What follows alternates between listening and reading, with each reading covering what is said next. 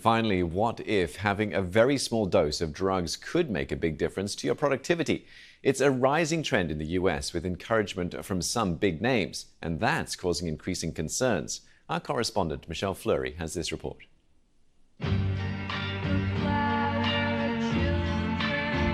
In the 60s, psychedelic drugs such as LSD or magic mushrooms were associated with long mind-bending trips, hallucinations, and hippies. Exploration and transformation. Today in America, some are taking such Schedule I drugs in tiny doses in an attempt to improve focus, productivity, and creativity. This is called microdosing. I would sometimes take it a few days in a row and then kind of not do it a few days in a row.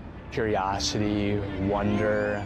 Donald, whose name I've changed, microdoses on a regular basis. He says it helps him work.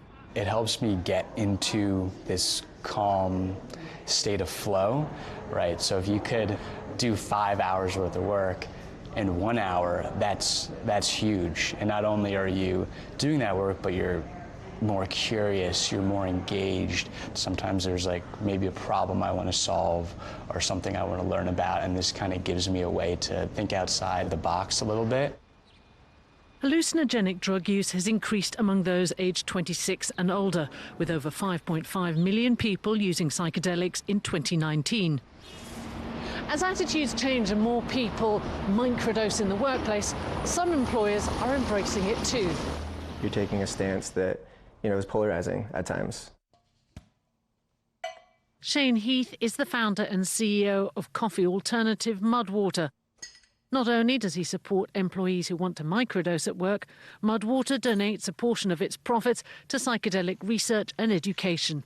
If somebody chooses microdosing as something that's helpful for them, they're free to do that.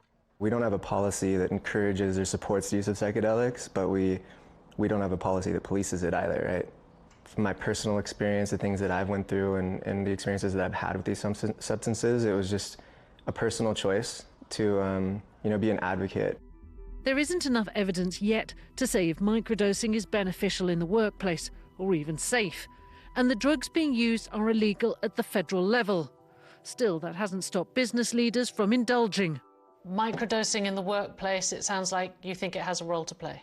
100%. Dilip and Siva coaches startup founders. 100%, yeah. Most clients, I would say in this day and age, are not concerned around the legal pieces, although they do respect the laws. That's a sea change from, say, 5+ years ago, right?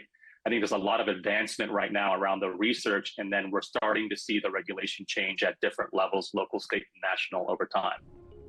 There are risks. The unsupervised use of recreational drugs could be psychologically damaging to those with certain mental conditions. But with renewed interest in psychedelics, advocates hope it will help gain mainstream acceptance. Michelle Fleury, BBC News, New York.